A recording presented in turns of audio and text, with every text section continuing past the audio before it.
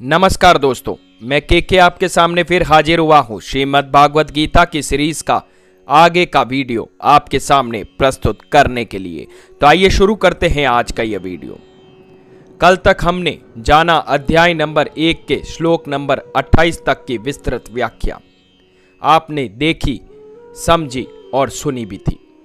आज हम जानेंगे अध्याय नंबर 1 के श्लोक नंबर 29 से विस्तृत व्याख्या।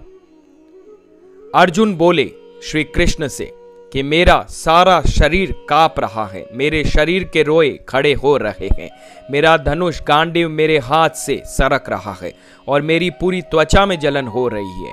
मेरा मन उलझ रहा है और मुझे घबराहट हो रही है।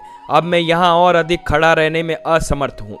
केसी राक्षस को मारने वाले हे केशव, मुझे केवल अमंगल के लक्षण दिखाई दे रहे हैं। युद्ध में अपने वंश के बंधु बांधवों को वध करने में मुझे कोई अच्छाई नहीं दिखाई देती और उन्हें मारकर मैं कैसे सुख पा सकता हूं। आइए इसकी विस्तृत व्याख्या भी समझ लेते हैं। जब अर्जुन ने युद्ध के परिणामों पर विचार किया तब वह चिंतित और उदास हो गया। अर्जुन का वह धनुष जिसके टंकार से शक्तिशाली शत्रु भयभीत हो जाते थे, उसके हाथ से सरकने लग गए।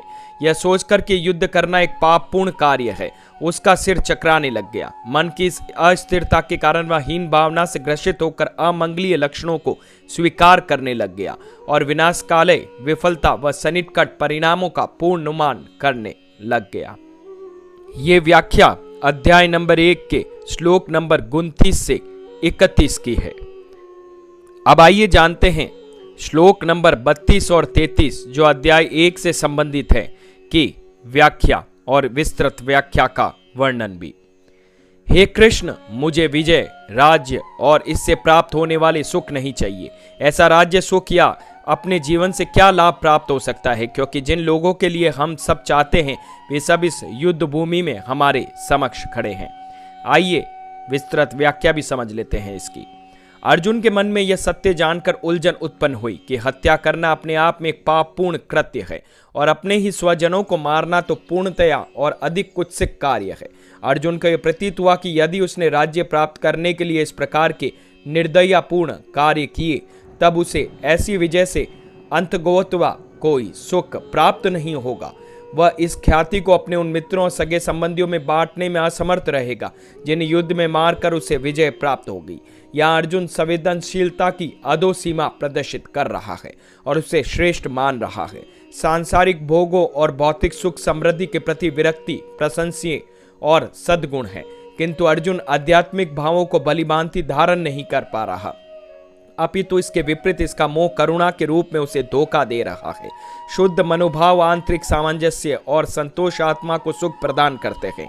यदि अर्जुन की संवेदनशीलता लोकातिक स्तर की होती है तब वह संवेदना से ऊपर उठ चुका होता है, लेकिन उसके मनोभाव सर्वथा प्रतिकूल है, क्योंकि वह अपने मन और बुद्धि में असामंजस्य और अपने कर्तव्य पालन के प्रति असंतोष और उस पर हावी संवेदनाओं का प्रभाव यही दर्शाता है कि उसकी संवेदनाएं उसके मोह से उत्पन्न हुई है।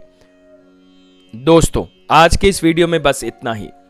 कल हम जानेंगे भगवद गीता के अध्याय नंबर 1 के आगे के श्लोकों की विस्तृत व्याख्या। अगर मेरी ये सीरीज भगवद गीता की आप लोगों को पसंद आ रही है तो प्लीज़ हमें कमेंट सेक्शन में ज़रूर बताइएगा और मेरा ये चैनल के सब जानता है आपको कैसा लगता है, हमें लाइक शेयर सब्सक्राइब करना ना भूलें। धन्यवाद।